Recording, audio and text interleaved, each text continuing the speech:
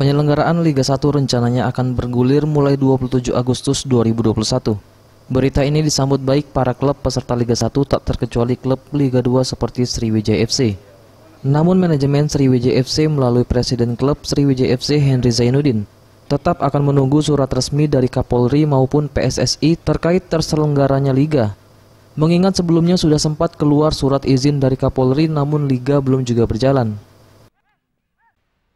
Alhamdulillah kita baru dengar dari media online maupun medsos bahwa Kapolri akan memberikan izin Liga 1.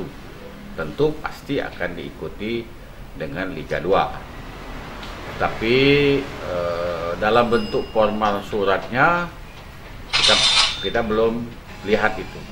Nah, kita akan tetap bersabar karena dulu pernah juga waktu sebelum 9 Juli Kapolri sudah mengeluarkan surat gitu kan.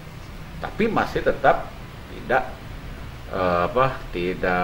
juga ada kompetisi. Jadi intinya Sriwijaya FC akan menunggu surat resmi dari Kapolri dan PSSI itu sendiri. Nanti begitu itu sudah akan keluar, kita akan segera panggil pemain, pelatih untuk berlatih lagi menghadapi Liga 2. Sementara itu ditambahkan HZ, untuk saat ini para pemain masih tetap berlatih mandiri di bawah komando Coach Neil Maizar meskipun secara virtual.